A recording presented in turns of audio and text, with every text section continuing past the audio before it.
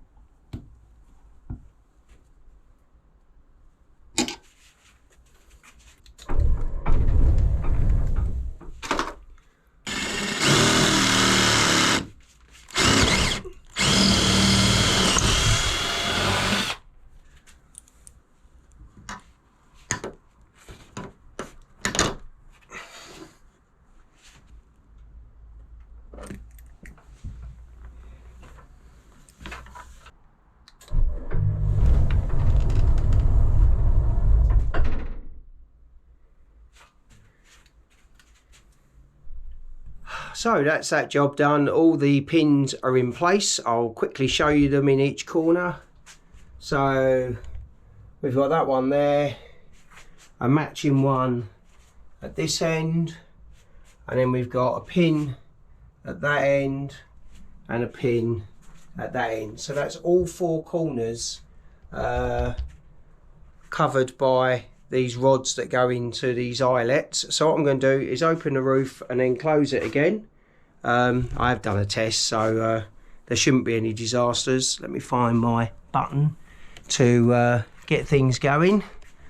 Right then, so bear with me. Let's get this roof open so we can watch the top pin there, if you like, and watch the disengagement. So literally the eyelet goes with the roof there, whereas at the front end the rods are in the roof and the eyelets are in the wall.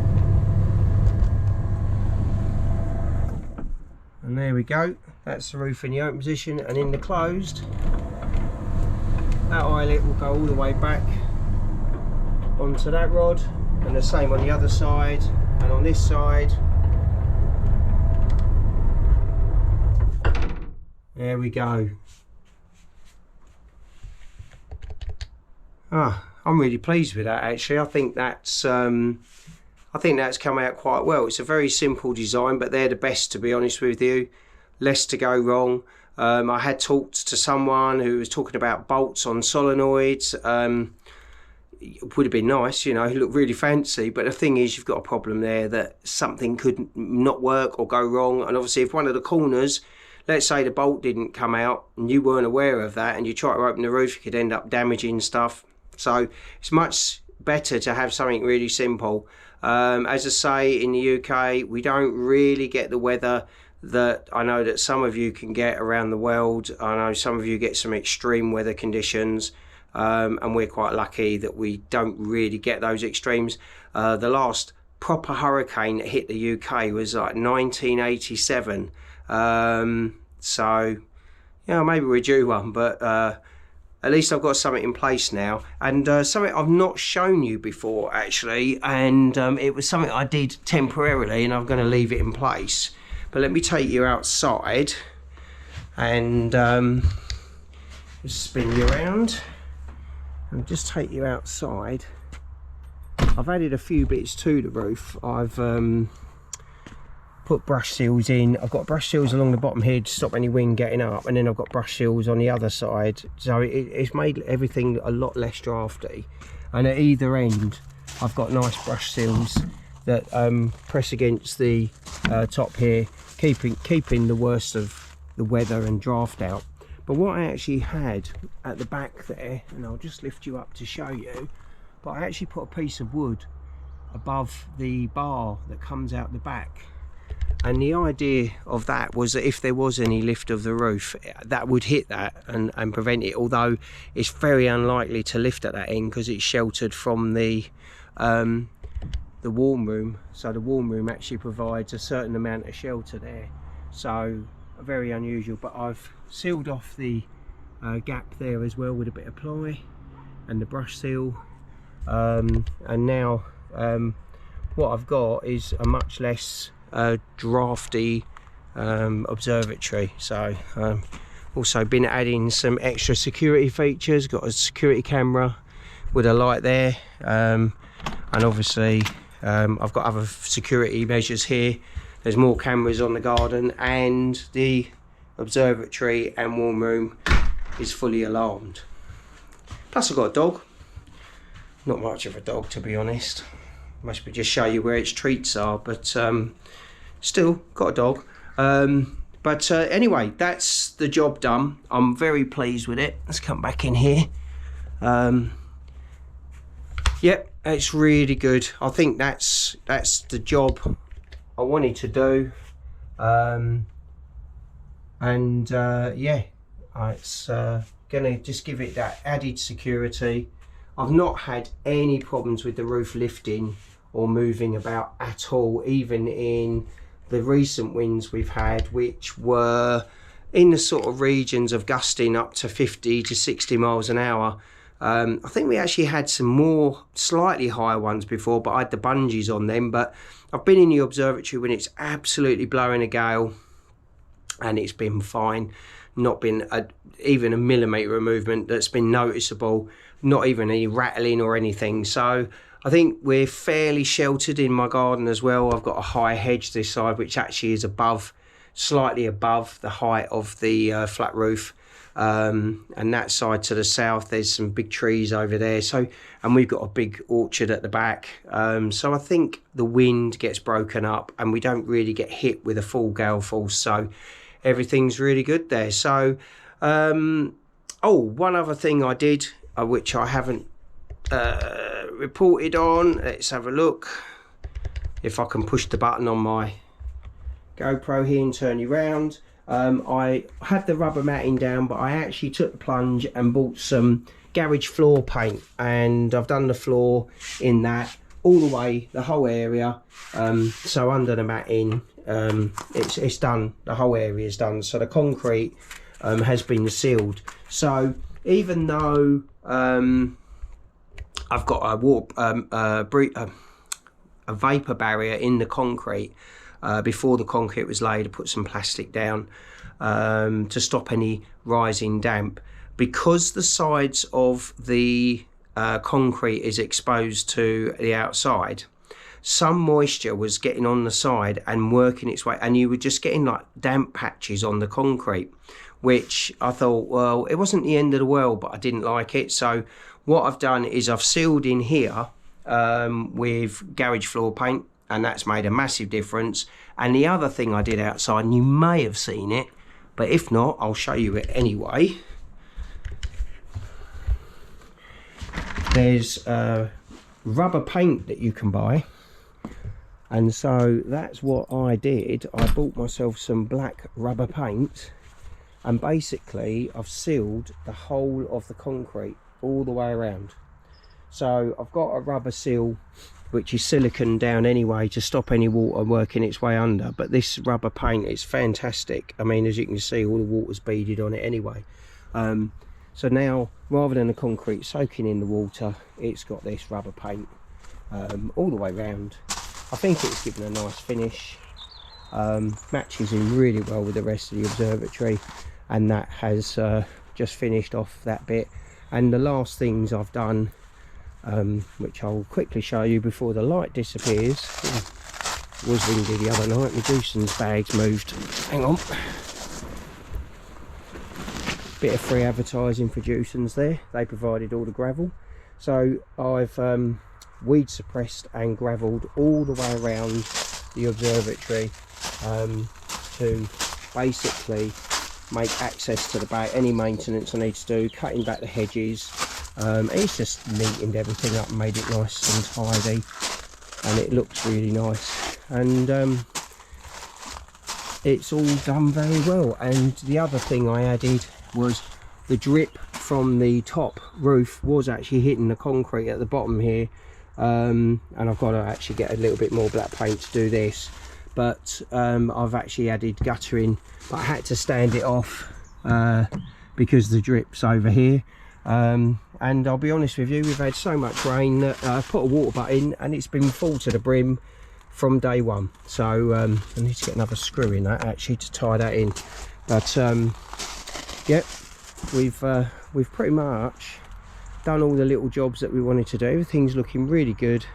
The only thing I've got to decide on is in the spring, what I'm going to do is every spring I'm going to give the wood a treatment. So a little bit I'm going to go with something clear so that it doesn't change the colour, because I really like the colour.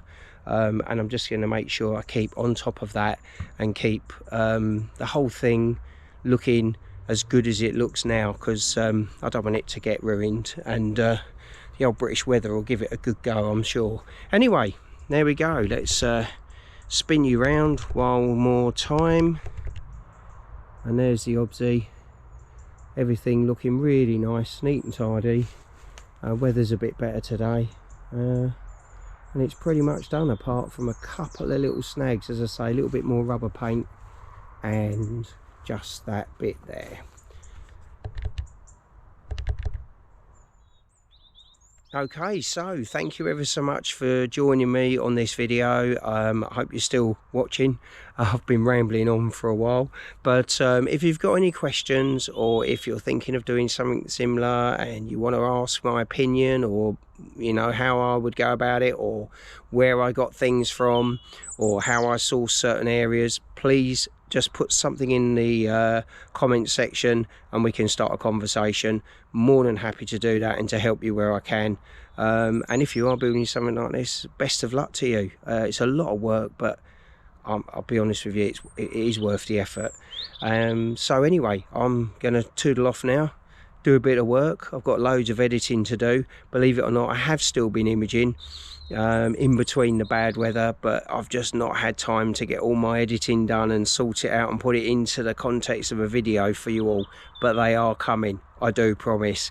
But until next time, please take care, and of course, clear skies.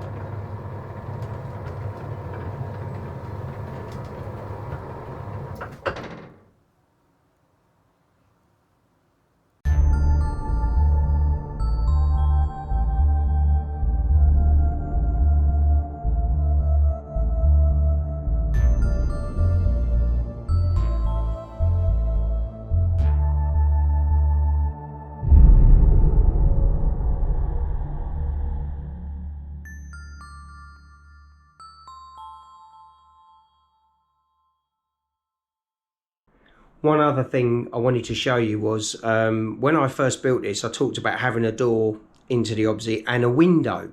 And I decided against a window in the end, because I can always just open the door to have a look inside. But I have added one thing, and I had a spare iPad, an old iPad. And so I've got that on the wall there, and that picks up the camera. So in a way, that is my window into the observatory, so I can keep an eye on everything that's going on in there via the iPad, which is absolutely brilliant. I can sit in the warm and operate everything. Let's just turn the light off in there, and it will go to the night vision, and it's lovely. I can watch everything in comfort. So that has replaced the idea of having a window, and I quite like that. And also I can select the other cameras that are around and have a look about, so it's quite nice. It's like a little sort of so it saves me put it on one of the computer screens. I can just leave them focusing on the Nina and whatever else I'm working on, and that just gives me that little view into the obsi if I want it.